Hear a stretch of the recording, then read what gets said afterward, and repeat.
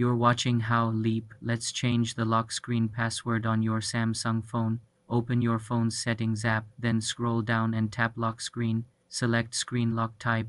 You will need to verify your current lock method, whether it is a pattern, PIN, password, or fingerprint. Once verified, you will see a list of new options. Choose the type of lock you want to set up, such as PIN or password. Enter your new PIN or password. Following the on-screen requirements for length and complexity, you will be asked to enter it again to confirm. Finally, tap OK or Done to save your changes. Your Samsung phone's lock screen password is now successfully updated. It is recommended to use a secure combination that you can remember. For more simple device tutorials, subscribe to the channel.